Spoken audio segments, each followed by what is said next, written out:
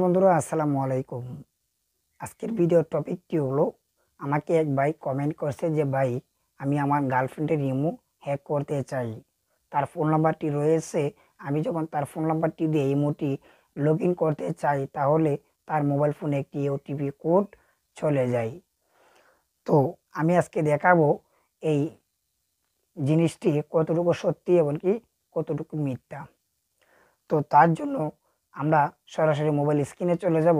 তবে মোবাইল স্ক্রিনে যাওয়ার আগে একটি কথা বলবো আপনাদেরকে, আপনি যদি আমার চ্যানেলে নতুন হয়ে থাকেন, চ্যানেলটিকে প্লিজ সাবস্ক্রাইব করে রাখুন। কারণ আপনাদের একটি সাবস্ক্রাইবে আমরা কিন্তু নতুন ভিডিও তৈরি করার জন্য অনেক আকর্ষণ জমে থাকে। তো তার জন্য আমরা সরাসরি মোবাইল স্ক্রিনে চলে যাচ্ছি। তো মোবাইল স্ক্রিনে আসার পরে আমরা যে ইমোটি রয়েছে, ওই ইমোর মাঝে যার ফোন নাম্বারটি আমি হ্যাক করতে চাচ্ছি কিংবা যার ইমোটি হ্যাক করতে চাচ্ছি, তার এই নাম্বারটি আমি এখানে দিয়ে দিব।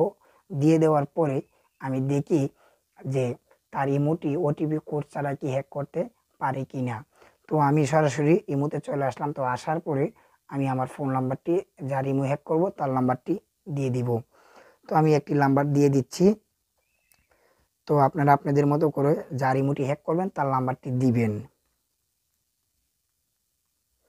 তো আমি নাম্বারটি দেওয়া শেষ হলে সাইন আপে ক্লিক করে দিব। তো সাইন আপে ক্লিক করে দিয়ে নেক্সটে ক্লিক করে দিব। তো করে দেওয়ার পরে দেখুন খুব সহজে কিন্তু আমার ইমোটি লগ ইন হয়ে গেছে। খুব অবাক হচ্ছেন? আসলে কিন্তু এই সিস্টেমটি আসলে একদম ভুল। কারণ অন্য কারো ইমো হ্যাক করতে গেলে তার মোবাইল ফোনটি আপনার কাছে কিছুক্ষণের জন্য প্রয়োজন। কারণ তার নাম্বারটি দিয়ে যখন আপনি ইমোটিকে আপনার মোবাইল ফোনে চাবেন যে লগ ইন করার জন্য, তার মোবাইল ফোনের যে ফোন নাম্বারটি রয়েছে, ওই ফোন নাম্বারটির মাঝে একটি ভেরিফিকেশন কোড চলে যাবে। ওই ভেরিফিকেশন কোডটি যতটুকু পর্যন্ত আপনার এই মোবাইল ফোনে না দিচ্ছেন, ততটুকু পর্যন্ত তার ইমোটি আপনি হ্যাক করতে পারবেন না। তো আশা করি বুঝে গেছেন এই জিনিসটি কতটুকু সত্যি কতটুকু মিথ্যা। আমি যে পদ্ধতিতে আপনাদেরকে আজকে দেখালাম আমার এই মোবাইল ফোনের স্ক্রিনে, আমার এই মোবাইল ফোনটিতে আমি তার আগে ইমোটিকে লগ ইন করছি, করার পরে ভেরিফিকেশন কোড চাইছে। আমি ভেরিফিকেশন কোডটি এই মোবাইল ফোনে দেওয়ার পরে আবার আমি এই অ্যাপ্লিকেশনটিকে ডিলিট করে দিয়েছি। দেওয়ার পরে নেক্সটে যখন আমি চাইছি যে তার ইমোটিকে আমি লগ ইন করবো, যখন আমি দিয়ে দিছি, আমার কিন্তু কেন ভেরিফিকেশন কোড চাই নাই। কারণ এই মোবাইল ফোনটি ফ্ল্যাশ এবং রেজিস্টার করার আগতামাতি আপনি যত দিন পর্যন্ত তার ইমোটি ডিলিট করে দিয়ে আবার ইমোটি লগ ইন করবেন, তার মোবাইল ফোন আর কখনো ভেরিফিকেশন কোড যাবে না। কারণ আপনি তো একবার দিয়েছেন। তো মোবাইল ফোনটি রেজিস্টার এমনকি ফ্ল্যাশ করার আগে এই জিনিসটা মাথায় রাখতে হবে।